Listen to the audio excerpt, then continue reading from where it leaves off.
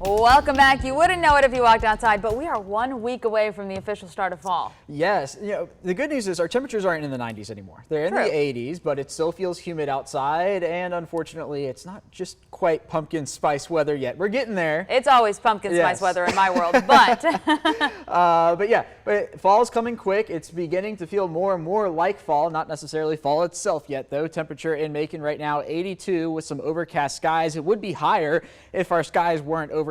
We'd be talking about upper 80s, but we'll take 82 while we have it. Here's a look at current temperatures across the region. Still holding on to the pair of 7s there in Monticello, Forsyth, and towards Butler. As we get into the dew points, you can see they are also pretty sticky out there as we head into the afternoon hours. Already 72 in Warner Robins. And here's when you factor in all of the humidity. The temperatures feels like 94 in Vidalia, but feels like 78 in Forsyth. So the tale of two stories, two kind of different air masses here across central Georgia. Some tropical air mass here in the eastern side of the state and some tropical related air mass in the western half of the state. So this tied to the Atlantic, the west tied to the Pacific. Already starting to see some showers again there, the current temperatures across the area. And here's Tropical Depression Nicholas as we look into the afternoon hours. All of this rain headed towards central Georgia as Nicholas continues to fall apart. And then you see a coastal sea breeze there. That's going to bring some rain in from the east. So a double whammy of moisture this afternoon.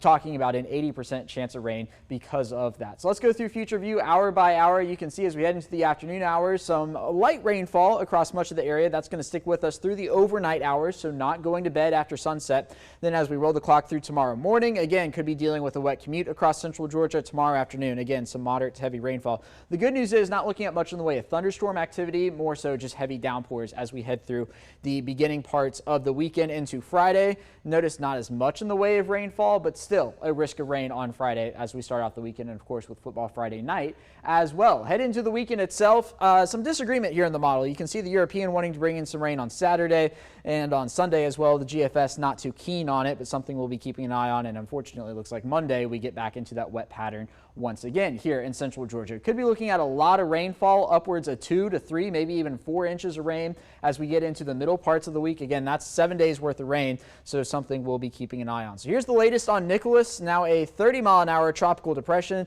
They're not issuing a track on it anymore as the moisture becomes dislocated from the center. Elsewhere in the tropics, we are keeping an eye on this system just off the Florida coast. It looks like this is going to curve out to sea, though, a 70% chance of development in the next 5 days. And watching this here, a 90% chance of development in the next 5 days, headed in the general region of the Lesser Antilles. So again, a high temperature of around 80 today with some showers moving in.